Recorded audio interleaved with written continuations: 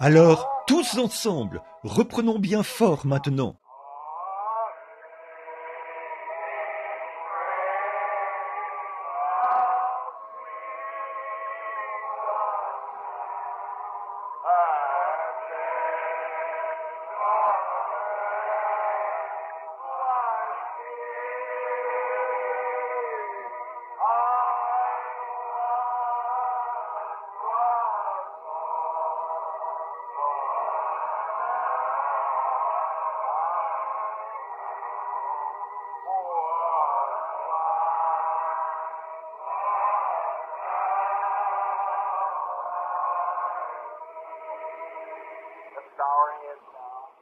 Courbons la tête maintenant. Notre Père Céleste, nous te remercions pour le grand privilège que nous avons de venir vers toi. Premièrement, nous ne pouvons venir que par Christ. C'est pourquoi nous faisons précéder notre prière de son nom. Ainsi, nous savons par sa parole que tu nous exauceras, car nous le demandons en son nom. Ce n'est pas par notre propre justice, ni par quoi que ce soit que nous puissions posséder ou faire, mais c'est par la grâce et par elle seule que nous venons et que nous le demandons au nom de Christ. Père, il se peut qu'il y ait beaucoup d'hommes et de femmes ici, dans ce bâtiment ce soir, qui sont des pécheurs.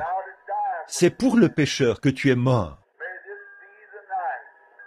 Puisse ce soir être le soir où Dieu parlera à leur cœur et les appellera par sa grâce à entrer dans le royaume. Accorde-le, Père.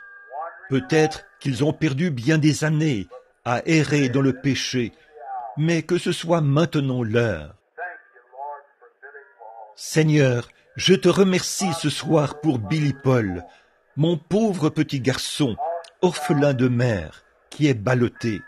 Merci Seigneur de lui avoir accordé le Saint-Esprit, ce qui lui donne maintenant cette assurance qu'un jour glorieux, nous reverrons maman.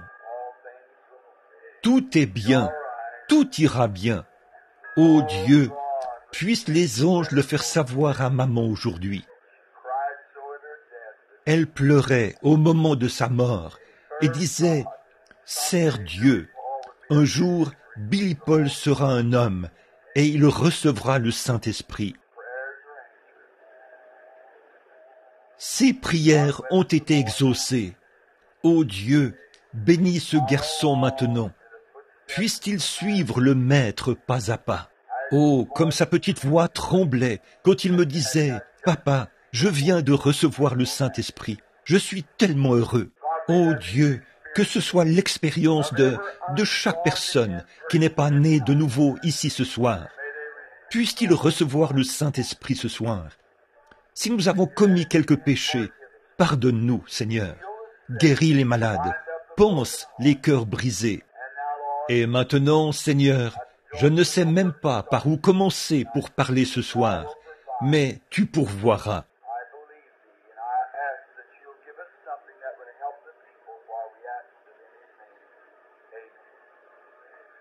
Je crois en toi, et je te prie de nous donner quelque chose qui aidera les gens, car nous le demandons en son nom. Amen. Juste pour lire un peu ici dans l'Écriture, j'aimerais prendre Ésaïe 35, car mes paroles failliront, mais la parole de Dieu ne faillira jamais. Par conséquent, aucun service n'est complet s'il n'est pas précédé de la lecture de l'Écriture. Le désert, les pays arides se réjouiront, la solitude s'égayera et fleurira comme un narcisse. Elle se couvrira de fleurs et tressaillira de joie, dans des chants d'allégresse, cris de triomphe, et la gloire viendra au Liban. Lui sera donnée la magnificence du Carmel et de Saron.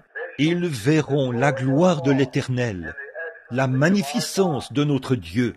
Fortifiez les mains languissantes et affermissez les genoux qui chancellent. Dites à ceux qui ont un cœur troublé, prenez courage, ne craignez point. Voici votre Dieu. La vengeance viendra, la rétribution de Dieu. Il viendra lui-même et vous sauvera. Il s'ouvriront les oreilles des sourds. Alors le boiteux sautera comme un cerf, et la langue du muet éclatera de joie. Car les eaux jailliront dans le désert, et des ruisseaux dans la solitude. Le mirage se changera en étang, et la terre desséchée en source d'eau. Le repaire qui servait de gîte aux chacals croîtront des roseaux et des joncs. Il y aura là un chemin frayé, une route, la voie sainte. Nul impur n'y passera. Elle sera pour eux seuls. Ceux qui la suivront, même les insensés, ne pourront s'égarer. Sur cette route, point de lion, nulle bête féroce ne la prendra. Nul ne s'y rencontrera. Les délivrés y marcheront, là. Les rachetés de l'Éternel retourneront. Ils iront à Sion avec chant de triomphe, et une joie éternelle couronnera leur tête. L'allégresse et la joie s'approcheront. La douleur et les gémissements s'enfuiront. Puisse le Seigneur ajouter ses bénédictions à la lecture de sa parole. Ce soir, si Dieu le veut, je veux vous parler juste quelques instants. Je vais surveiller ma montre ici pour ne pas vous garder trop longtemps ce soir. Après les réunions de cette semaine où j'ai essayé de montrer aux gens qu'il n'y a pas lieu d'avoir peur, la pire chose que le diable peut mettre sur vous, c'est la crainte. Si vous aviez même un cancer et que vous ne craigniez pas, que vous croyez que Dieu vous guérirait, vous ne seriez pas trop mal en point. Dieu s'en occuperait. Si vous étiez malade ou quoi que ce soit et que vous ne craigniez pas. Donc, la crainte est l'une des pires choses que Satan peut mettre sur une personne. Et cette semaine, j'ai essayé de démontrer par l'Écriture qu'un homme né de nouveau du royaume de Dieu n'a rien à craindre. En Jésus-Christ, vous êtes à l'abri, en parfaite sécurité. Tous ceux que le Père m'a donnés, a-t-il dit, viendront à moi. Nul ne peut venir si le Père ne l'a appelé.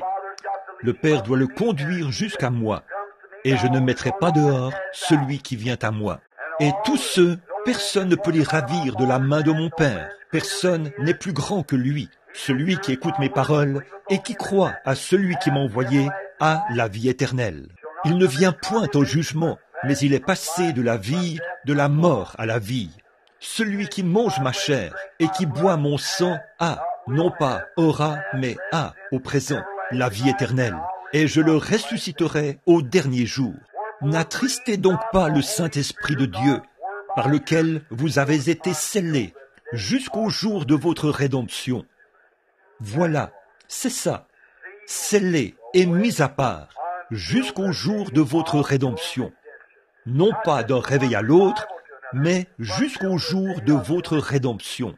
Oh, combien le Saint-Esprit est venu ce matin et nous a bénis alors que nous en parlions. Il nous a retenus ici jusqu'à 13h30 ce matin, alors qu'on était là depuis 9h30. Oh, combien il nous a bénis. Maintenant, ce soir, je veux parler de... Ésaïe a dit ici, il y aura là un chemin frayé et une voie sainte. Maintenant, je veux parler de la voie de Dieu. La voie de Dieu qui a été préparée pour nous. Maintenant, si j'allais à New York, la meilleure chose que je puisse faire ne serait pas de chercher à connaître ma position géographique et de me diriger vers le nord.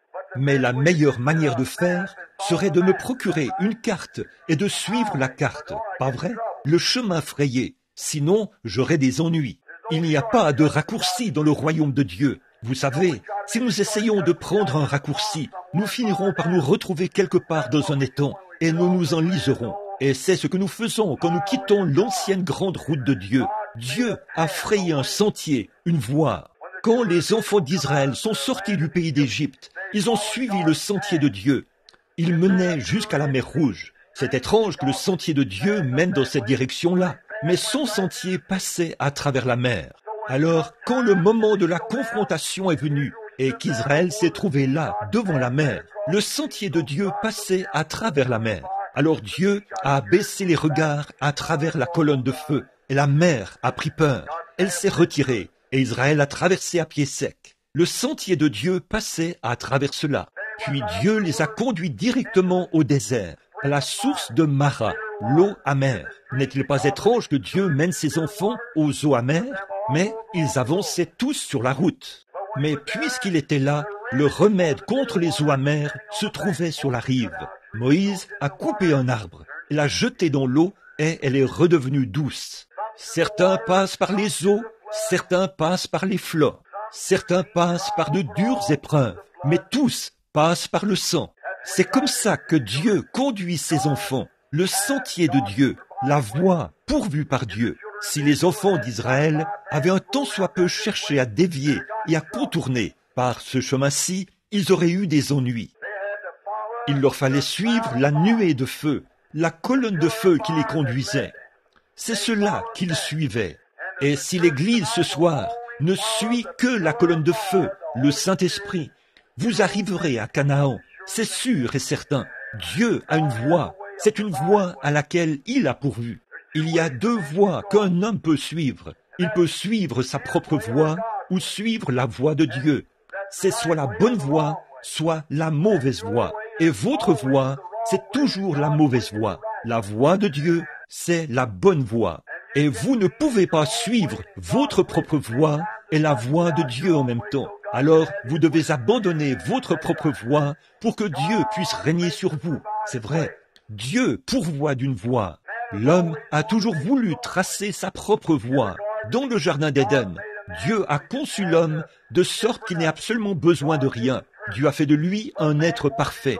Mais l'homme a voulu suivre sa propre voie. Il a voulu y mettre du sien. Il a voulu faire des découvertes. Ainsi donc, aussitôt qu'il est tombé, nous avons vu cela cette semaine, alors que nous étudions les Écritures. Il s'est fabriqué une religion. Il n'a pas attendu que Dieu lui en donne une. Il en a fabriqué une lui-même. Mais il a vu que sa religion, sa couverture, ne faisait pas l'affaire. C'est ainsi qu'a toujours été l'homme. Il veut suivre sa propre voie. Mais Dieu avait un moyen. Alors l'homme a cousu des feuilles de figuier dont il s'est couvert, lui et sa femme. Mais quand il s'est retrouvé devant Dieu, il a vu que ça ne ferait pas l'affaire. Et je vous le dis, mes amis, il y a eu beaucoup d'hommes, et il y en a encore ce soir, qui, une fois au bout du chemin, découvriront que cette petite religion superficielle à laquelle vous vous accrochez ne fera pas l'affaire. À moins d'être né de nouveau, rien d'autre ne fera l'affaire. Jésus a dit, si un homme ne naît d'eau et d'esprit, il n'entrera point dans le royaume. Aucunement, peu importe s'il est méthodiste, baptiste, presbytérien, peu importe qui il n'y entrera pas tant qu'il ne sera pas né d'eau et d'esprit. Être né signifie qu'il a été changé. Pour qu'il naisse, il lui faut mourir, premièrement. Donc, vous devez mourir à vous-même et naître de nouveau en Jésus-Christ. C'est vrai. Maintenant, je veux vous faire remarquer qu'il s'est retrouvé en train de chercher à se frayer son propre chemin. Nous avons vu ce matin comment Caïn a essayé de se frayer un chemin. Il a apporté des pommes, des poires, des pêches et des citrouilles, ou peu importe ce que c'était. Il les a déposées sur l'autel et a dit, « Voilà, Seigneur, j'ai bâti un autel, j'ai bâti une église, je suis un bon membre d'église. Voyez, je vais à l'église tous les jours, je suis venu ici et j'ai bâti l'autel, j'y ai déposé le sacrifice. Maintenant, je vais m'agenouiller et prier. Et maintenant, Seigneur, je veux que tu m'acceptes. » Mais Dieu l'a rejeté. Et ce même vieil esprit religieux vit dans l'Église aujourd'hui. C'est exactement la même chose. Il est religieux au possible, et il ne connaît pas plus Dieu qu'un Hottentot ne peut connaître une nuit égyptienne. Vous savez que c'est la vérité. Les esprits religieux, n'allez pas croire que Staline est l'Antichrist. La Bible dit, les deux esprits seraient tellement proches, au point de séduire, s'il était possible, même les élus. Nous voyons que Judas Iscariote est venu là, puis il est allé prêcher l'évangile et s'est réjoui.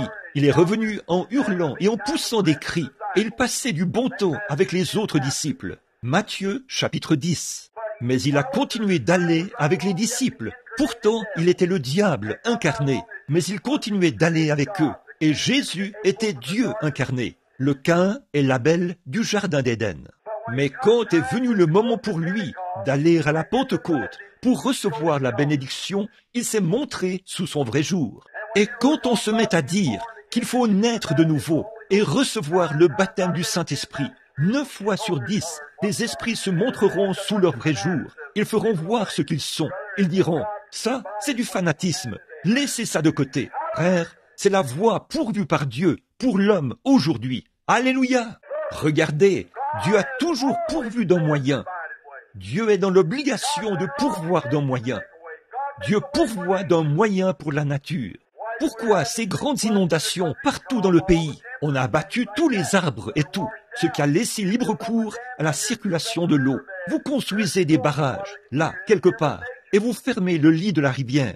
Voilà que l'eau se trouve un autre chemin. Vous interférez avec la nature.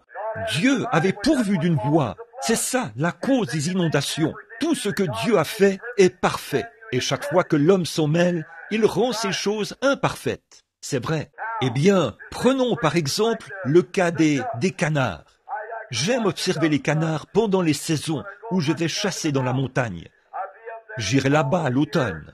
Eh bien, là-bas, les canards viennent tous de la Louisiane pour s'y rassembler. Ils vont là-bas dans les marécages. Puis, ils se dirigent vers le nord et s'y installent. Ils font leur nid et élèvent leurs petits canetons. Ainsi, les petits grandissent. Et vers le mois de septembre, à cette période de l'année, ou à la fin septembre. Et puis, le brave petit canard mâle, il n'a jamais quitté cet étang. Il est simplement là, dans l'étang. Au bout d'un moment, le givre se met à gagner le sommet de la montagne. Un peu de neige tombe là-haut et une brise froide balaye la montagne. Ce petit canard ressent cela. Eh bien, il n'a jamais été ailleurs que sur cet étang. Il n'a pas encore un an. Il lève la tête, pointe son petit bec en l'air, file au milieu de l'étang et se met à faire coin, coin. Tous les canards de l'étang viennent vers lui. Chaque canard de l'étang sait qu'il est né chef. Et sans boussole ni rien, ce petit canard prend son envol, quitte cet étang et se dirige tout droit vers la Louisiane, vers les rizières, directement là-bas. On dirait que les chrétiens devraient avoir un peu de cet instinct de canard, de toute façon, n'est-ce pas? C'est vrai, très bien. Pourquoi? Vous dites, c'est l'instinct. Non, ils suivent la voie pourvue par Dieu. Dieu leur a donné un moyen, un instinct pour les y conduire. Et ils croient cela. Mais Dieu donne à l'homme le Saint-Esprit et il le rejette. Il a sa propre manière de faire. Mais Dieu a pourvu d'un moyen pour nous. Alléluia! Je me sens un peu religieux ce soir, après ces quelques soirées de réveil. Remarquez, voilà, oui monsieur, ce petit canard ira là-bas. Et je vais vous dire autre chose. Vous allez consulter le journal. On vous dit, demain, il fera beau temps. Alors, vous allez à la chasse et là, vous voyez les lapins s'installer bien bas dans l'herbe. Ne vous fiez pas aux journaux. Observez cette vieille truie prendre du foin du versant nord de la colline pour l'apporter là-bas, sur le versant sud de la colline, et se faire un lit sur le versant sud de la colline. Elle en sait beaucoup plus que tous les commentateurs de journaux du monde. C'est vrai.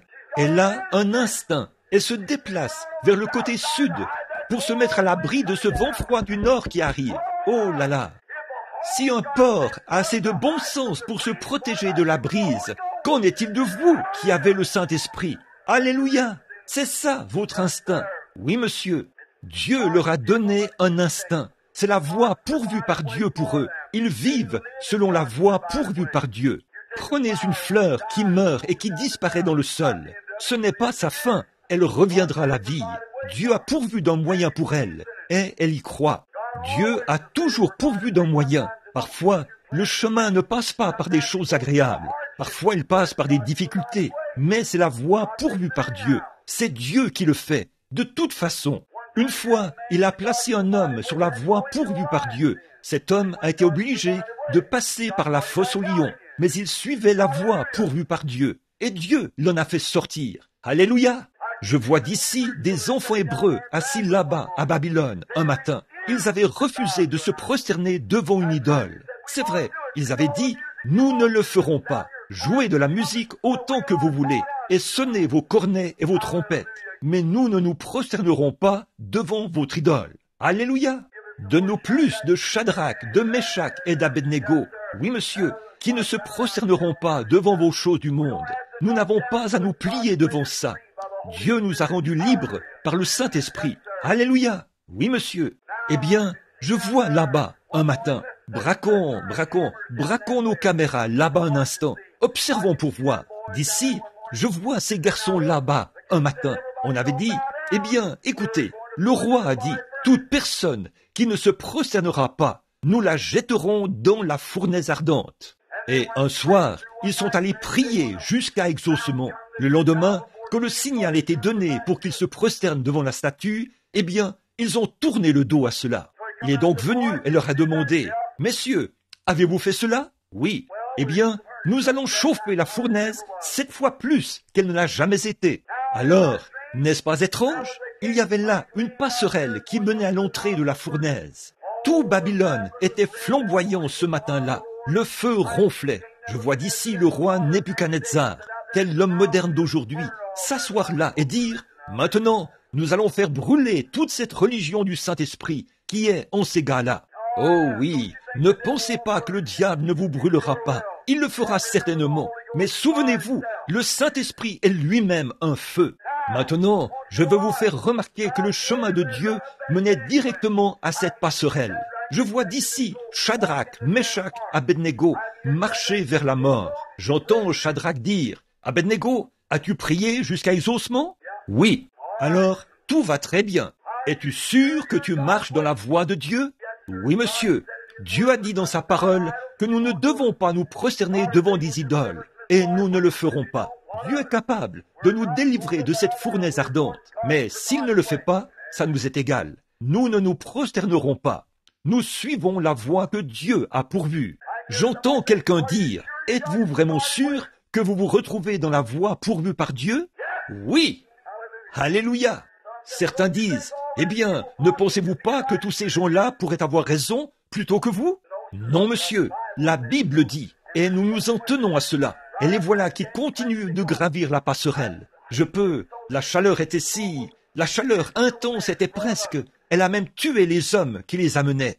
Ils étaient presque sur le point d'y entrer. Dieu n'avait pas dit un mot. Ils continuaient de suivre la voie pourvue. Ils se sont avancés jusqu'à l'entrée de la fournaise. À peu près au moment où ils se préparaient à entrer dans la fournaise ardente, vous savez, je vois un tableau terriblement sombre ici devant moi, en ce moment même. Des hommes qui essaient d'être fidèles à Dieu, qui suivent la voie pourvue par Dieu, et les voilà sur le point d'être brûlés. Quel tableau! Remarquez, chaque fois qu'il se passe quelque chose ici en bas, il se passe quelque chose là-haut, au même moment. Regardons un peu là-haut pour voir ce qui se passe.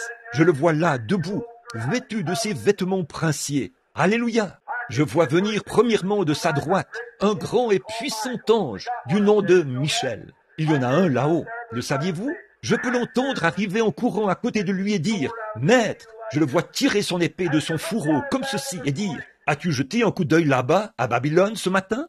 Il y a des hommes qui suivent la voie pourvue par Dieu. Il y a des hommes qui sont prêts à sceller leur témoignage ce matin. Nos frères sont sur le point d'être brûlés. Je peux l'entendre dire « Permets-moi d'aller là-bas. Je vais changer le tableau. » Je crois qu'il aurait pu le faire. Je le crois. Je peux l'entendre dire « Non, je ne peux pas te laisser y aller. Gabriel, tu as toujours été ou plutôt Michel, tu as toujours été un très bon ange. Va et remets ton épée dans le fourreau. Mets-toi là, au garde à vous. Voici venir un autre ange du nom d'Absinthe. C'est lui qui rend les eaux amères. Le voici qui s'avance et dit « Maître, regarde là, en bas. Toutes les eaux sont sous mon contrôle. Tu m'en as remis le contrôle lors de la destruction antédiluvienne. Et j'ai inondé le monde entier, tout le monde, sauf Noé et les siens. Alors a-t-il dit, permets-moi d'aller là-bas, et je vais inonder Babylone, de sorte qu'elle soit rayée de la carte.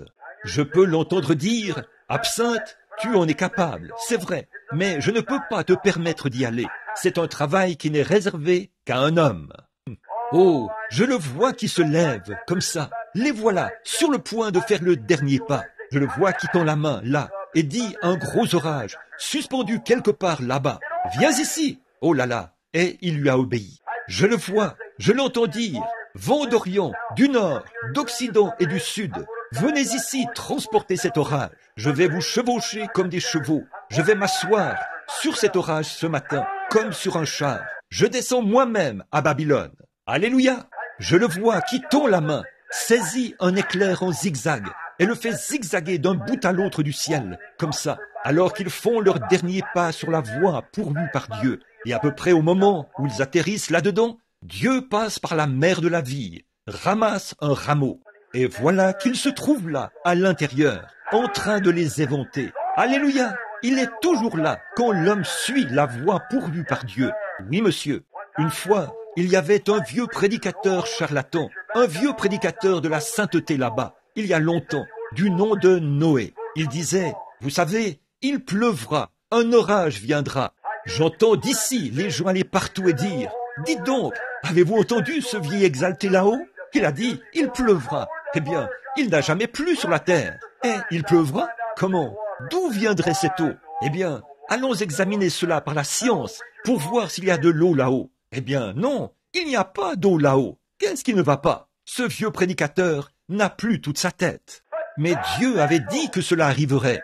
Dieu avait dit, Noé, prépare une arche pour le salut de ta maisonnée, pour le salut des tiens. Et Noé avait eu assez de bon sens pour le faire. C'est tout. Il était allé préparer l'arche. J'entends d'ici quelques-uns là, à cet endroit, qui parlaient un jour, là-bas dans la zone commerciale. Certains disaient, hé, qu'en est-il de cette histoire de pluie qu'il raconte là-bas? Cette histoire que raconte ce vieux prédicateur charlatan, disant qu'il pleuvra là-haut. Avez-vous déjà entendu pareille chose? Et là, il prétend suivre la voie pourvue par Dieu. Il la suivait. Amen. Tout à coup, le tonnerre s'est mis à gronder et les éclairs à briller. Je vois la vieille grosse maman chameau là-bas, qui lève les yeux et dit, « Papa chameau, as-tu entendu cela? C'est le tonnerre. C'est ce que Noé avait dit. Allons dans l'arche. » Et les voilà qui descendent la colline. Et voilà papa cheval et maman cheval. Et tous les autres couples qui entrent dans l'arche, les uns à la suite des autres. Dieu a fermé la porte et a envoyé la pluie. Noé suivait la voie pourvue par Dieu. Certains de ces gens ont enfourché des rondins et ont dit « Ceci me maintiendra au-dessus des flots ». Mais laissez-moi vous dire que quand les orages ont commencé à se déchaîner, l'arche a flotté. Alléluia! Pourquoi? Ils suivaient la voie pourvue par Dieu. Dieu bénira toujours les gens qui suivent la voie qu'il pourvoit. Il n'a jamais pourvu d'un rondin. Il n'a jamais pourvu de ceci. Il a pourvu d'une arche. Et aujourd'hui, mon frère et ma sœur, un moyen a été pourvu pour les hommes et les femmes. C'est par Jésus-Christ, le Fils de Dieu, qui est mort là-bas au calvaire. Et par son sang, nous avons le pardon des péchés. Nous pouvons recevoir le baptême du Saint-Esprit en guise d'approbation de Dieu, montrant qu'il nous a acceptés en son Fils Jésus-Christ, en parfaite sécurité. Alléluia! Vous me traiterez d'exalté de toute façon. Alors, autant commencer tout de suite. Très bien. Je me sens vraiment bien. Très bien. Croyez-vous cela? C'est la voix de Dieu et la seule voix. Ce n'est pas la voix méthodiste, ce n'est pas la voix baptiste, ce n'est pas la voix presbytérienne, ce n'est pas la voix pentecôtiste. C'est la voix de Christ. Christ est la voix que Dieu a pourvue. Il est le sacrifice que Dieu a pourvu. Il est Jéhovah Rapha. Il est Jéhovah Jireh. Il est Jéhovah Manassé. Quand Abraham a offert Isaac, il a donné à ce lieu le nom de Jéhovah Jireh. Le Seigneur se pourvoira lui-même d'un sacrifice. Et voilà, c'est le Fils de Dieu. Amen. Dieu pourvoit toujours d'un moyen d'échapper. Oui, monsieur. Une fois, il y avait là-bas un vieux prédicateur du nom d'Élisée qui prêchait. Il était monté là-haut et après avoir parcouru le pays du regard, il a dit « Je vous le dis, je n'ai jamais rien vu de si horrible. » Le vieux roi du pays était allé épouser une petite Jézabel toute maquillée. Elle avait suffisamment de maquillage sur le visage pour... C'est la seule femme de la Bible qui se soit maquillée. Et vous savez ce que Dieu a fait d'elle? Dieu l'a donnée en pâture aux chiens. C'est la seule que je connaisse. Si vous voyez une femme dont le visage est tout maquillé, savez-vous comment vous pouvez l'appeler? Dites « Bonjour, Madame Pâté pour chien ». C'est ce qu'elle est. Elle est comme de la pâté pour chien. Oh là là. Écoutez, frère, je reviens de l'Afrique. Ce truc-là tire son origine du paganisme. Ce sont les païens qui se maquillent. Oh, frère, quand un homme ou une femme se met en règle avec Dieu, on n'a pas besoin de leur dire ces choses.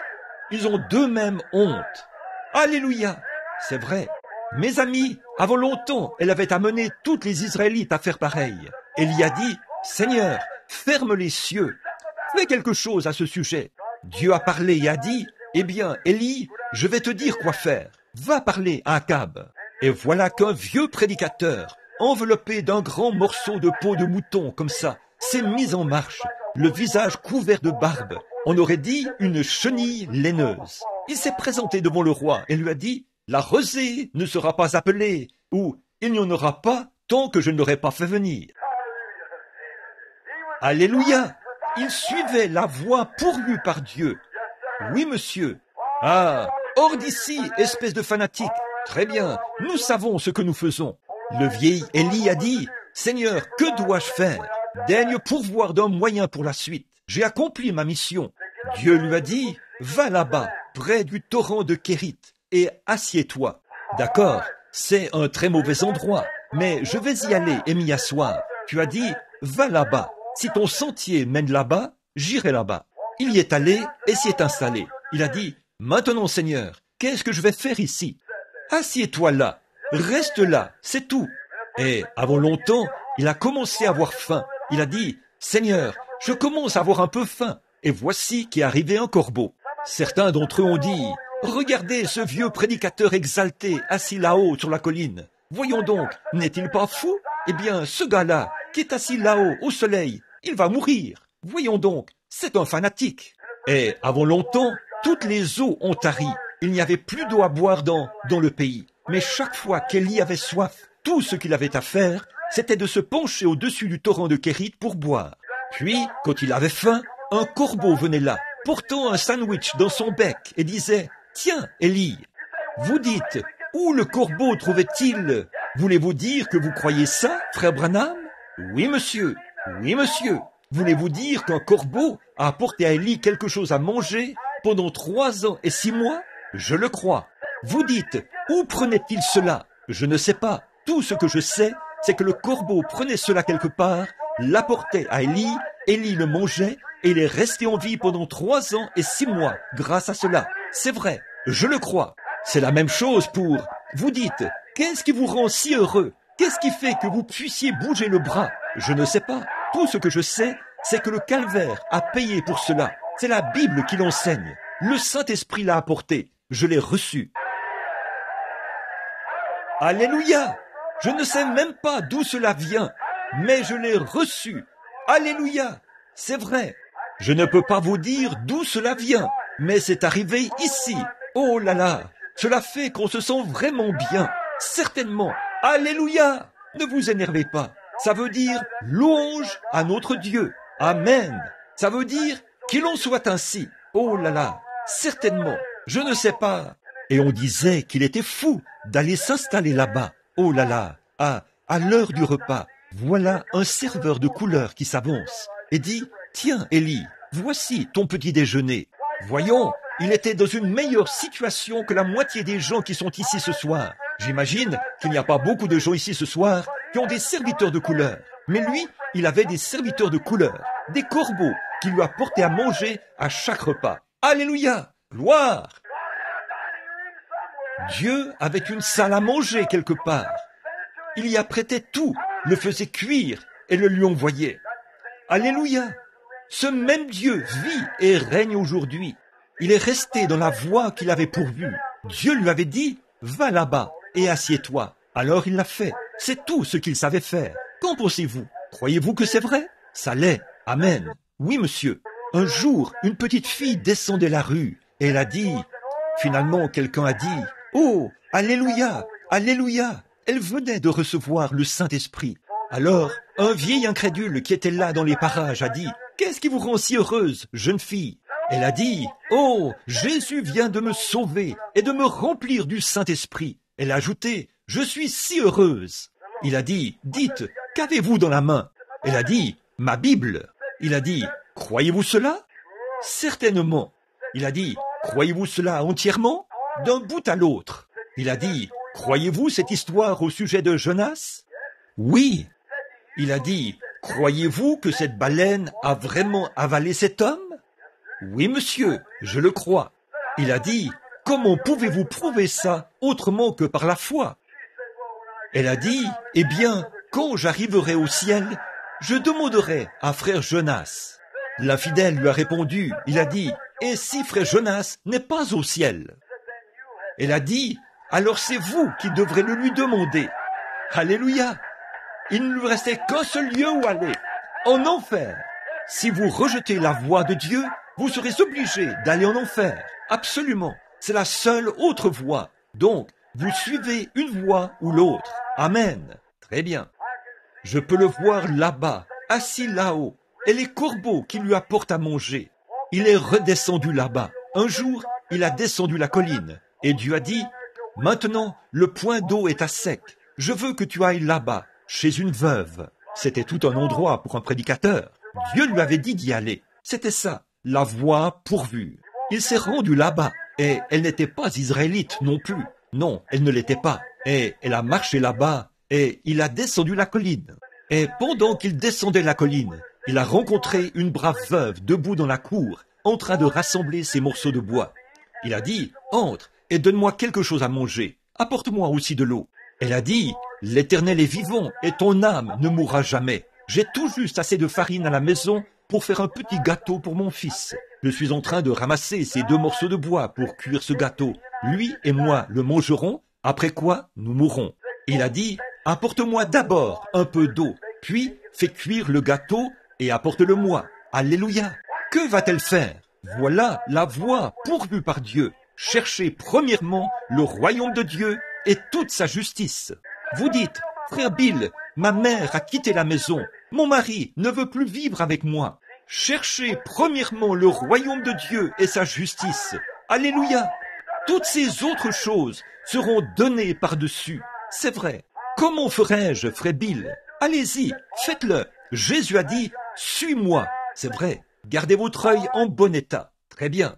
Elle est très vite entrée. Elle a pris ces 2 morceaux de bois et les a croisés. Vous connaissez la vieille manière indienne de croiser les morceaux de bois? C'était la croix, certainement. Et c'est au beau milieu de cette croix qu'on allumait le feu. C'est là qu'on allumait le feu, dans ce four à galettes. Elle a apporté la galette, l'a donnée au prédicateur. Il s'est tenu là et l'a mangée. Il a dit, « Maintenant, retourne en faire une pour toi et ton gars, ton fils. Car ainsi dit le Seigneur, le pain ne se videra pas. Et la cruche ne sera pas à sec, jusqu'au jour où Dieu enverra la pluie sur la terre. » Alléluia! Quoi? Parce qu'elle avait premièrement cherché le royaume de Dieu, parce qu'elle avait suivi la voie pourvue par Dieu, Dieu l'a récompensée. Croyez-vous cela? Oui, monsieur. Une fois, une femme avait perdu son frère. Il s'appelait Lazare. Oh, c'était un brave garçon. Elle avait de la peine à l'idée de ne plus le revoir. Il est mort. Elle avait envoyé chercher son pasteur, ou l'évangéliste, c'est-à-dire Jésus. Elle était sortie d'une église, et elle avait renoncé à tout ce qu'ils avaient. Elle avait envoyé chercher Jésus pour qu'il vienne et prie, mais il avait tout bonnement poursuivi son chemin. Elle l'avait de nouveau envoyé chercher. Il avait tout bonnement poursuivi son chemin. Il a dit, « Je ne fais rien que le Père ne m'ait montré. » Le Père lui avait déjà montré que Lazare allait mourir. Il est venu au bout d'un moment, après environ 3 ou 4 jours. Il a dit, « Lazare est mort. Et à cause de vous, je me réjouis de ce que je n'étais pas là, mais je vais le réveiller. » Ainsi donc, ayant appris que Jésus venait, elle est allée à sa rencontre. C'était la voie pourvue par Dieu, aller à la rencontre de Jésus. C'est vrai, ça l'est toujours. Quand vous avez de l'affliction dans votre foyer, allez à la rencontre de Jésus. Quand vous avez la maladie dans votre foyer, allez à la rencontre de Jésus. Vous avez des chagrins dans votre foyer, allez à la rencontre de Jésus. Alléluia! Si vous avez besoin de quoi que ce soit, allez à la rencontre de Jésus. Allez à sa rencontre. Il a tous les remèdes. Il a tout. Il n'a pas le remède. Il a la solution. Amen. Alors, elle est allée à sa rencontre et elle est tombée à ses pieds. Une fois, elle avait lu une histoire au sujet d'une femme. Il y a longtemps dans la Bible. C'était une Sunamite. Elle se souciait beaucoup d'un prédicateur du nom d'Élisée. Alors, elle avait aménagé une petite chambre là, sur le côté de sa maison. Il y avait mis un lit, un chandelier, un siège et tout. Élisée était arrivé là et il avait vu toute cette bonté qu'elle avait eue pour le prédicateur. Elle lui avait payé la dîme et tout, vous savez. Alors, il a dit, va lui demander, va voir ce que nous pouvons faire pour elle. S'il me faut parler au roi, ou au chef de l'armée. Elle a dit, j'habite au milieu de mon peuple et tout va bien. Il a dit, très bien, va lui demander ce que je peux faire. Géhazi a dit, elle est stérile, elle n'a pas d'enfant. Il a dit, va lui dire, ainsi dit le Seigneur, vers cette époque de l'année, à la période de la vie, elle aura un fils. Et elle l'a eu. L'enfant a grandi jusqu'à l'âge de 11 ou 12 ans. Un jour, vers midi, il était dans les champs avec son papa. Je crois qu'il a eu un coup de soleil.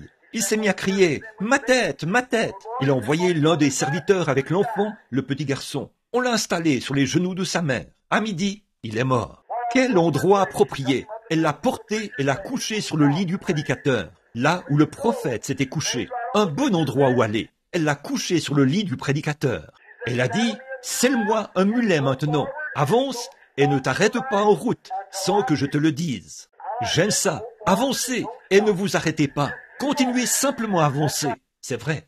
Le problème, c'est que nous nous arrêtons pour parler à trop de gens. Nous nous arrêtons trop pour fêter ensemble, en société. Nous avons trop de telle et telle chose. On organise une soirée de couture, vous savez. On fait de la couture et on parle de mademoiselle Untel. Vous savez comment ça se passe. Toutes ces choses se retrouvent dans l'église, alors que vous devriez vous débarrasser de toutes ces distractions et avoir un réveil à l'ancienne mode, envoyé par Dieu, prier jusqu'à exaucement, jusqu'à revenir d'aplomb, jusqu'à ce que le ciel descende et que le Saint-Esprit vienne comme un vent impétueux et remplisse le lieu et les gens. Amen. Voilà ce qu'il nous faut. Elle a dit, ne t'arrête pas. Et son mari a dit, cet homme n'est pas au Carmel. Il a dit, ce n'est ni nouvelle lune, ni sabbat. Elle a dit, ça va aller. Elle voulait aller voir le prophète. Alors, elle a poursuivi son chemin. Élisée a regardé au loin et a dit, voilà cette Sunamite qui arrive. Quelque chose ne va pas chez elle. Je ne sais pas ce que c'est. Elle est arrivée en trombe. Et il a dit, te portes-tu bien? Ton mari et ton enfant se portent-ils bien? Elle a répondu, tout va bien. J'aime ça. Elle avait suivi la voie pourvue par Dieu. Elle a dit, tout va bien maintenant. Et c'est là qu'elle s'est mise à tout dévoiler. Il a dit à Élie, prends mon bâton et va le poser, ou plutôt à Géhazi, prends mon bâton et va le poser sur l'enfant. Mais elle a dit, je ne te quitterai point. Alors le prophète y est allé, a prié, a fait les 100 pas dans la pièce. Il s'est couché sur l'enfant mort et celui-ci est revenu à la vie. Cette femme, Marthe, savait que la Sunamite avait reconnu que Dieu était dans son prophète. Et si Dieu était dans son prophète, Dieu était certainement dans son fils. Donc, s'il pouvait arriver jusqu'à Jésus, elle obtiendrait le remède. Alors, elle a accouru et est tombée à ses pieds. Elle a dit, Seigneur, si, c'est ce qu'il était, Seigneur, si tu avais été ici, mon frère ne serait pas mort. Mais maintenant même, tout ce que tu demanderas à Dieu, Dieu le fera. Oh, j'aime ça. Maintenant même, tout ce que tu demanderas à Dieu, Dieu le fera. C'est encore bon ce soir. Vous dites, je suis un pécheur, frère Branham. Maintenant même, tout ce que vous demanderez à Dieu, Dieu le fera. Aie pitié de moi, pauvre pécheur. Il le fera. Si vous êtes malade, aie pitié de moi, Seigneur. Il le fera. Maintenant même. Vous dites, le médecin m'a abandonné. Mais maintenant même, Seigneur. Je n'ai pas marché depuis 5 ans. Mais maintenant même, Seigneur. Je n'entends plus rien depuis je ne sais quand. Maintenant même, Seigneur. J'ai perdu l'usage de la parole depuis je ne sais combien de temps. Mais maintenant même, Seigneur. Quoi que vous demandiez à Dieu, et il est assis à la droite du Père, afin d'intercéder sur la base de votre confession. Alléluia. Elle a dit, maintenant même, tout ce que tu demanderas à Dieu, Dieu le fera. Il s'est redressé et a dit, ton frère ressuscitera. Elle a dit, oh oui Seigneur, à la résurrection générale, au dernier jour, il ressuscitera. Il a dit, je suis la résurrection et la vie. Oh là là, la Bible dit, il n'avait rien pour plaire, ce petit homme d'apparence frêle. Mais il a dit, quand il s'est redressé, voilà, c'était Dieu. Il a dit, maintenant ton frère va ressusciter. Il a dit, je suis la résurrection et la vie, a dit Dieu. Celui qui croit en moi vivra, quand même il serait mort. Quiconque vit et croit en moi ne mourra jamais. Crois-tu cela? Elle a dit, oui Seigneur, je crois que tu es le Fils de Dieu, qui devait venir dans le monde. Il a dit, Où l'avez-vous mis? Et il s'est mis en marche vers la tombe. Jésus a pleuré.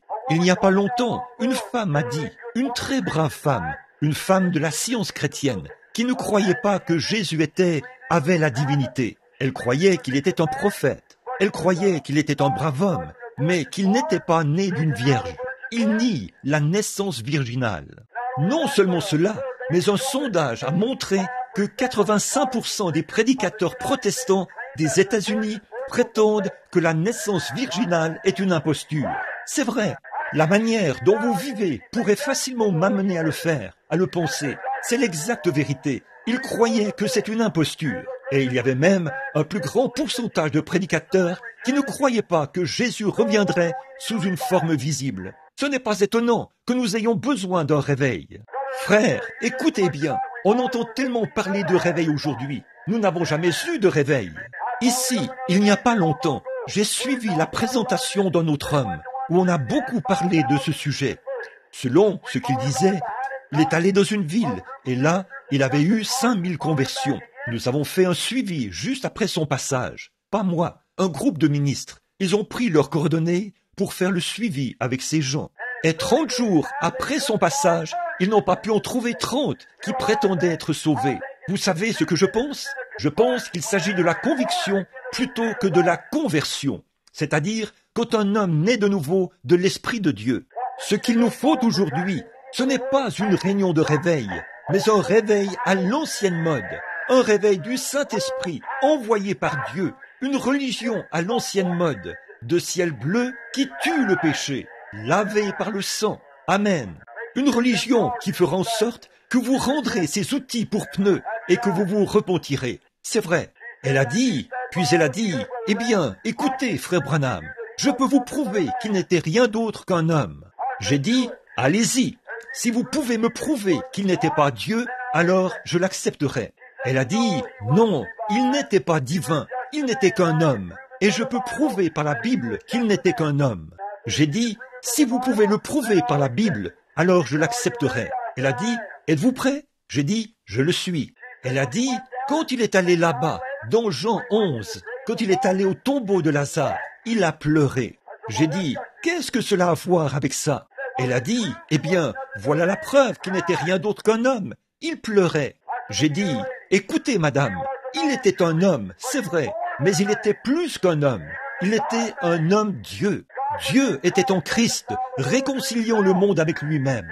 Oui, monsieur, il est venu pour faire la volonté du Père. Il a suivi la voie pourvue par Dieu. Il n'a jamais regardé à droite ni à gauche. Il a fait ce que Dieu lui disait de faire. Il était la voie pourvue par Dieu. Et sur le chemin, il menait vers Lazare. Il a pleuré. Il était un homme quand il pleurait. Mais quand il s'est tenu là, près du tombeau, où se trouvait un homme mort depuis 4 jours, rongé par les vers de sa peau, qui entrait et sortait de son corps, et dont la puanteur se répandait, quand il a dit « Lazare, sors !» Un homme qui était mort depuis 4 jours s'est levé sur ses pieds et a repris vie. Là, c'était plus qu'un homme. Alléluia! Oui, monsieur, il était un homme quand il pleurait, mais quant à la résurrection, il était Dieu. Il était un homme quand il est descendu de la montagne, affamé ce soir-là, et il regardait autour dans les arbres, cherchant quelque chose à manger. Il était un homme quand il avait faim. Mais quand il a nourri 5000 personnes, avec 5 petits pains et 2 petits morceaux de poisson, il était plus qu'un homme. C'était Dieu dans la chair. Alléluia! Il était un homme quand il était allongé dans la barque ce soir-là, après qu'une force était sortie à travers son vêtement, ce qui l'avait rendu vraiment faible, au point qu'une mer déchaînée qui rugissait, 10 000 démons de la mer avaient juré qu'il le noierait cette nuit-là, alors que cette petite barque était là, ballottée comme un bouchon de bouteille sur une mer déchaînée. Je sais qu'il était un homme quand il était allongé là, endormi, mais quand ils ont dit « Ne te soucies-tu pas que nous périssions ?» il a posé son pied sur le bastingage de la barque et a dit « Silence, tais-toi !» et le calme est revenu. Ça, c'était plus qu'un homme. Alléluia! C'était mon Dieu. Alléluia! C'est vrai, il l'était. Oui, en effet, il était un homme quand il était suspendu au calvaire, quand ils lui ont rendu le plus grand hommage qu'ils aient jamais rendu, quand ils ont dit « Il a sauvé les autres, il ne peut pas se sauver lui-même ». quel merveilleux hommage ou quel compliment ils lui ont fait. S'il avait sauvé ses autres, lui-même, il n'aurait pas pu sauver les autres. Alors, il lui fallait se donner lui-même afin de sauver les autres. C'était un homme, quand il a imploré la miséricorde, quand il a dit « Mon Dieu, pourquoi m'as-tu abandonné ?» Il est mort comme un homme. Oui, mais quand il est ressuscité le matin de Pâques, il a prouvé qu'il était Dieu. Ce n'est pas étonnant que le prophète ait dit « En vivant, il m'a aimé. En mourant, il m'a sauvé. Enseveli, il a emporté mes péchés au loin. En ressuscitant, il a justifié gratuitement pour toujours. Un jour, il reviendra. Ô jour glorieux! Alléluia! Je l'aime. Pas vous? Suivez la voie pourvue par Dieu. Je peux voir des mages qui, une fois, se rendaient à sa naissance pour l'adorer. Je peux les voir tous se préparer. Les voilà qui chargent leurs chameaux. Je peux voir Jim Jones et tous les autres et Jointel faire leurs bagages. Je peux les voir qui placent leur table à cartes et les rangent là, sur le côté, comme ceci, puis ils empilent toutes les autres choses. Et alors, ils s'en vont adorer Jésus. Voilà qu'ils finissent par constater, au moment de partir, que les vieux chameaux n'arrivaient pas à marcher. C'est justement là le problème de l'Église aujourd'hui. Vous l'avez tellement rempli des choses du monde que ça vous ramène en arrière. C'est vrai, je le vois qui prend le départ comme ça, et tous les autres aussi. Ils arrivent là-bas, sur le flanc de la montagne, et voilà qu'ils ne peuvent même pas passer, puisque étroite est la porte, resserrez le chemin, mais il n'y en aura que peu qui les trouveront. Oui, monsieur, je peux voir un autre brave compagnon qui fait ses bagages. Il veut voyager léger, parce que, dit-il, je fais mes bagages pour aller au ciel. Frère, je ne fais pas mes bagages pour aller au ciel, je les défais pour pouvoir aller au ciel. Alléluia. Donc, pour l'enlèvement, il faut se débarrasser de tout. La Bible dit, rejetons tout fardeau et le péché qui nous enveloppe si facilement, afin de courir avec persévérance dans cette carrière. Je peux voir un brave homme s'avancer, vous voyez. Je peux voir sa femme qui est là. Elle dit, Jean, qu'y a-t-il mon chéri? Où vas-tu? Il répond, je vais adorer le Seigneur. Comment sauras-tu trouver ton chemin? Eh bien, j'y vais. Or, tu n'as même pas de boussole. Tu n'as même pas ton permis pastoral. Qu'est-ce qui te prend? Te recevront-ils? Y vas-tu pour adorer le Seigneur? Oui, prends ta boussole. Non, je n'en ai pas besoin. Tu n'en as pas besoin? Comment te rendras-tu jusque là-bas? Je peux le voir montrer du doigt l'étoile du matin et dire, je vais suivre la voie pourvue par Dieu. Amen. Dieu avait pourvu d'une étoile pour conduire les mages. Ils n'avaient pas besoin de boussole. Ils avaient besoin de la voie pourvue par Dieu, l'étoile.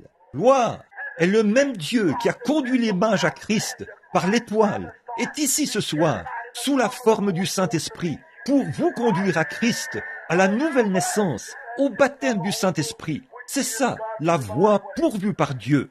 Si un homme ne naît d'eau et d'esprit, il ne verra même pas le royaume de Dieu. Hommes et femmes, l'avez-vous reçu? Mon temps est écoulé. Oh là là, j'ai vraiment envie de me mettre à parler de cela, d'enfoncer mes mains dans les poches de mon pantalon et de prêcher comme un vieux prédicateur, ça fera. Pourquoi? J'aime ça. Mon gars, vous aimeriez bien déguster de la crème glacée, mais il faut que vous ayez du bacon et des haricots pour avoir un corps solide. Quelque chose qui nous nourrit, qui donne de l'énergie. C'est ce qu'il nous faut. Ne le croyez-vous pas? C'est vrai. Dieu a pourvu d'une voie. Y marchez-vous ce soir? Avez-vous reçu le Saint-Esprit après avoir cru? Maintenant, vous, mes bons amis baptistes, vous savez que j'ai fait partie, j'étais baptiste, et mon pasteur, là, était baptiste. Mais je veux vous dire quelque chose. Acte 19 dit, avez-vous reçu le Saint-Esprit après avoir cru? Pas quand vous avez cru, mais après avoir cru. Oui, monsieur. Si ce n'est pas le cas, il est pour vous ce soir. Dieu a pourvu d'une voie. Frères, sœurs, n'essayez pas d'utiliser votre propre voix. N'utilisez pas la voix des feuilles de figuier. N'enfourchez pas un rondin, comme ils ont essayé de le faire lors de la destruction antédiluvienne. Ne vous revêtez pas de feuilles de figuier, comme l'avait fait Adam. N'essayez pas de suivre la voie du roi Nebuchadnezzar pour persécuter l'Église de Dieu. N'empruntez pas toutes ces autres voies, ces formes et ces voies, et bien d'autres choses que nous pourrions citer. N'y allez pas comme les pharisiens, qui étaient des gens très religieux, et qui disaient « Maintenant, écoutez, nous sommes haut placés, S'il se passe quoi que ce soit, nous le saurons. Et Dieu s'est glissé là-bas, a fait naître un enfant dans une crèche à Bethléem, l'a fait venir dans le monde, puis l'a fait quitter le monde par la peine capitale, et ils n'en ont rien su. C'est vrai, la voie pourvue par Dieu. Oh, une fois, il y avait une femme, elle avait dépensé tout son argent. Alléluia! Les médecins ne pouvaient lui faire aucun bien. Et un jour, elle était sur le point de s'évanouir. Elle était atteinte d'une perte de sang depuis de très longues années. Et un jour, elle a entendu le bruit de rames provenant d'une barque. Elle a regardé, et la voie pourvue par Dieu était venue. C'est, oh là là, je peux la voir qui s'avance vers des baptistes très distingués. Les jours des miracles sont passés. Elle s'est simplement faufilée entre leurs jambes. Ils ont dû s'écarter du chemin. Je la vois qui arrive là, chez Brigham Young. Et toutes ces femmes, elle a tout simplement continué son chemin. Qu'a-t-elle dit? Je les entends dire, arrêtez-vous, où allez-vous? Puisque le médecin ne peut rien faire pour vous. Où allez-vous donc? Je vous ai vu là-bas, souffrant d'une perte de sang. Elle a dit, je suis la voie pourvue par Dieu. Où est-elle? J'espère que ce n'est pas de cet hypocrite-là que vous parlez. C'est là que ça se trouve. J'y vais de ce pas. Elle s'est frayée un chemin ici et là, jusqu'à ce qu'elle arrive auprès de cet homme-là. Et il faisait partie de ce genre d'église-ci, de ceci et de cela. Et tous essayaient de la renvoyer. Mais elle s'est frayée un chemin jusqu'à Jésus. Certains d'entre eux lui ont dit, « Attendez un instant là, ma sœur. Si vous mangez de la viande, vous n'y parviendrez pas. » Elle suivait la voie pourvue par Dieu. Si vous n'avez pas saisi de serpent, vous n'y parviendrez pas. Elle suivait la voie pourvue par Dieu. Elle voulait arriver jusqu'à Jésus. C'est vrai. Je pense à David autrefois. Alléluia. Oui, monsieur. Quand il a dit qu'il y a, là où il a parlé il a dit, goûtez et voyez comme le Seigneur est bon. Son goût est semblable au miel du rocher. Voici une petite description que j'avais l'habitude d'en faire. Quand je pensais au vieux sac qu'il portait ici, sur le côté, un petit sac dans lequel il mettait du miel. C'est ce que faisaient les vieux bergers. Et quand les malades donnaient, les brebis tombaient toutes malades, ils prenaient un peu de miel de leur sac et le mettaient sur un rocher de calcaire. Puis, ils appelaient la brebis malade et faisaient en sorte que cette brebis malade se mette à lécher ce rocher. Et quand elle se mettait à lécher le miel du rocher, elle léchait un peu de ce calcaire alors qu'elle léchait le miel. Et vous savez ce qui arrivait? La brebis malade se rétablissait. Maintenant, frère, regardez, j'ai un sac entièrement rempli de cela ce soir. Je ne vais pas le mettre sur l'église baptiste, l'église méthodiste, l'église presbytérienne ou l'église pentecôtiste. Je vais le mettre sur Jésus-Christ, là où cela doit être. Et vous, les brebis malades, allez-y, léchez, et vous serez certain d'en retirer quelque chose. Oui, monsieur, léchez-le, comme ce vieil homme. Soyez ensevelis et léchez-le, vous retirerez quelque chose. Ne prêtez aucune attention à ce que dit votre Église. Prêtez attention à Christ. Suivez-le, car c'est en lui, il est l'Église. Je vois, suivez la voie pourvue par Dieu. Il n'a jamais dit que les méthodistes étaient la voie pourvue par Dieu, et il n'a pas dit non plus que les baptistes l'étaient, ni aucune autre Église. Il a dit, je suis le chemin, la vérité et la vie. Vous dites, eh bien, comment puis-je savoir que je suis en lui? Nous avons tous été baptisés dans un seul esprit pour former un seul corps, pour devenir les membres de ce corps.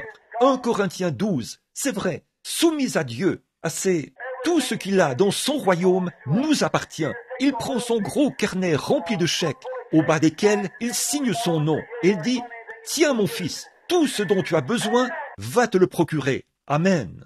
N'ayez pas peur de les remplir, remplissez-les et encaissez-les. Dites, merci Seigneur. Alléluia, la chose s'accomplira. Tout ce que vous demanderez, Marc 11, 24, en priant, croyez que vous le recevez, et cela vous sera accordé. Signez le chèque, dites, Seigneur, j'ai besoin de guérison, détachez-le. Dites, voilà Seigneur, au nom de Jésus, je demande ma guérison. Dites, merci Seigneur, et continuez votre chemin, croyez à cette guérison. Elle vient directement à vous, comme les corbeaux qui ont apporté cette nourriture à Élie. C'est ça. Vous dites, j'ai besoin du salut pour mon âme. Qu'allez-vous faire? Écrivez simplement et dites, tu as dit, venez à moi, vous tous qui êtes fatigués et chargés, je vous donnerai du repos. Ça, c'est à moi, Seigneur. Remplissez le chèque. J'ai besoin du salut. Accorde-le-moi, Seigneur. Le voilà. Merci, Seigneur. Et vous repartez avec cela. Avez-vous besoin du Saint-Esprit? Oui, monsieur. Restez dans la ville de Jérusalem jusqu'à ce que vous soyez revêtus de la puissance d'en haut. Après que le Saint-Esprit sera survenu sur vous, vous serez mes témoins à Jérusalem, dans la Judée, dans la Samarie et jusqu'aux extrémités de la terre. Croyez-vous cela? Remplissez le chèque, signez-le, envoyez-le et voyez ce qui arrivera. Dieu l'accordera. La voie pourvue par Dieu. Il vous a remis un carnet de chèques. Alors, remplissez-les. Dieu l'a promis. Croyez-vous cela? Certainement. Dieu pourvoit toujours d'une voie. Un jour, il y a eu un jeune homme du nom de Jairus. Oh, il s'était en quelque sorte rattaché à une bande d'incroyants. Comme beaucoup de prédicateurs aujourd'hui, ils se rattachent de la même manière. La Bible dit, ne vous mettez pas sous un joug avec les infidèles. Très bien. Avant longtemps, eh bien, qui a dit ça? C'est vous? Or, la Bible dit, voici les signes qui accompagneront ceux qui auront cru. En mon nom, ils chasseront les démons, ils parleront de nouvelles langues, ils saisiront des serpents, ils boiront des breuvages mortels, ils imposeront les mains aux malades, et les malades seront guéris. Si vous prêchiez cela dans la moitié des églises aujourd'hui, on vous mettrait à la porte. C'est vrai, ils ne connaissent pas la voie pourvue par Dieu, mais c'est ce qu'il a dit, c'est ce que Jésus a dit. Croyez-vous cela? Oui, monsieur. Ainsi donc, s'il l'a dit, amen. Je crois cela. Je pense que c'est la vérité. Et je suis sa voix, ce qu'il a dit de faire. Et il confirme cela par des miracles et des prodiges qui m'accompagnent. C'est vrai. Alors, faites la même chose. Suivez la voie. C'est pour celui qui veut qu'il vienne. Venez. Dieu vous a appelé. Il faut que vous veniez. Alors venez sans tarder. N'attendez plus. Acceptez cela ce soir. Je vois là ce brave homme. Il s'est joint à eux. Il aimait Jésus, mais il était un peu comme... Il ne voulait pas perdre son prestige, vous savez, les bénédictions. Alors, ils sont sortis. C'est ce qu'ils ont fait. Alors, le Seigneur a dit, maintenant, regardez ce brave homme là-bas. Je l'ai prédestiné à la vie éternelle. Et le voilà qui fréquente cette bande d'incroyants. Je vais donc m'occuper de son cas. Il a simplement laissé sa fille tomber malade.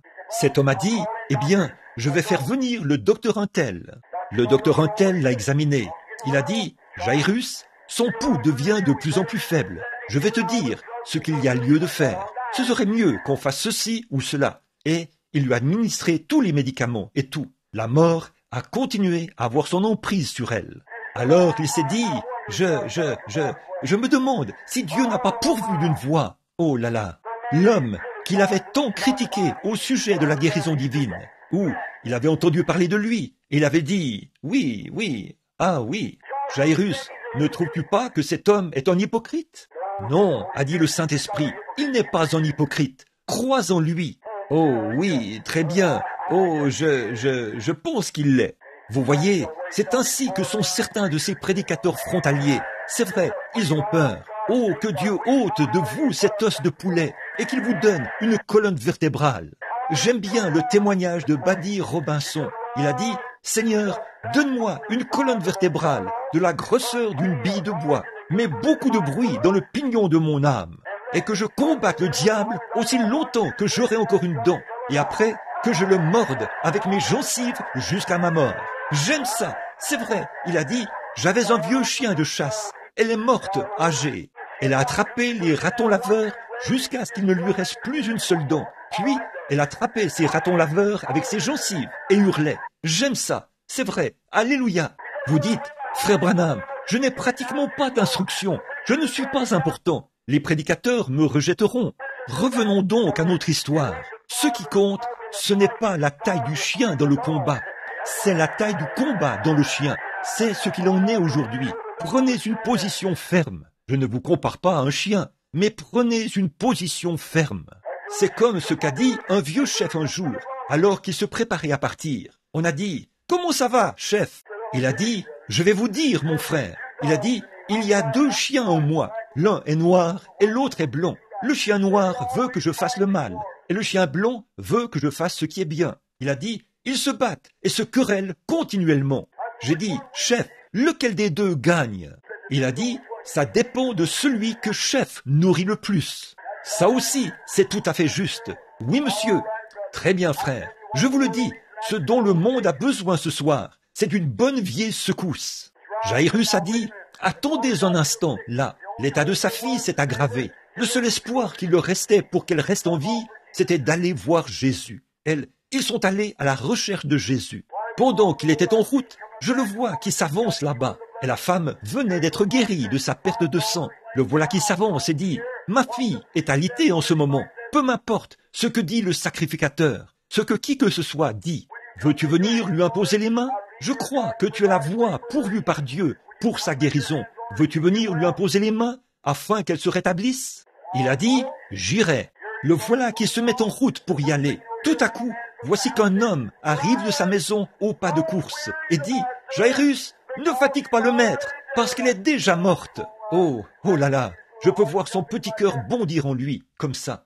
Je peux voir le beau regard tendre de Jésus se diriger vers lui et dire, « Ne t'ai-je pas dit, ne crains point, et tu verras la gloire de Dieu. » Il est la voie pourvue par Dieu. Il y avait un vieil homme qu'on appelait l'aveugle Bartimée, et un jour, il était assis à la porte, à demander l'aumône. Il commençait à faire froid, c'était vers octobre. Il a entendu du bruit dans la rue. Qu'est-ce que c'est? Eh bien, a-t-il dit, ça c'est ce Jésus de Nazareth. Il n'a jamais fait attention, il a ôté sa robe, il ne l'a pas déposée par terre et repliée, vous savez, afin de pouvoir facilement la retrouver dans son état aveugle. Il a jeté sa robe par terre. Dieu avait pourvu d'une voie, et c'est ce qu'il suivait. Il y est allé en courant. Certains disaient, « Reste assis, il n'a pas de temps à perdre avec toi. » Il a crié encore plus fort, « Jésus, fils de David, aie pitié de moi, aie pitié de moi. » Il se frayait un chemin, « Aie pitié de moi, je sais que tu es la voie pourvue par Dieu pour mes yeux. Ô Seigneur, aie pitié de moi. » C'est vrai. Un jour, j'ai lu une histoire au sujet de l'aveugle Bartimée. C'était une brève histoire. Ça disait qu'il était aveugle depuis des années. Il avait une petite fille qu'il n'avait jamais vue. Un soir, et il avait l'habitude d'aller s'asseoir là, dans la rue. Il avait un petit agneau. Autrefois, les agneaux conduisaient les aveugles, comme les chiens le font aujourd'hui. Les chiens conduisent les aveugles. On dressait des agneaux pour qu'ils conduisent les aveugles. Et là, quelqu'un a dit un jour que il avait 2 petites tourterelles. Elles faisaient des petites culbutes, comme ça, pour attirer l'attention des touristes qui allaient à Jérusalem ou dans la ville. Et il mettait des pièces de monnaie dans sa coupe. Il était aveugle. Alors un soir, sa femme est tombée très malade et il s'est adressé au Seigneur.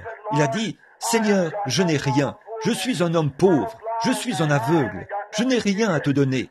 Mais je te crois, Seigneur. Si seulement tu uses de miséricorde envers moi et que tu permets que ma pauvre femme reste en vie, demain, je t'offrirai ma tourterelle en sacrifice. » Cette nuit-là, le Seigneur a guéri sa femme.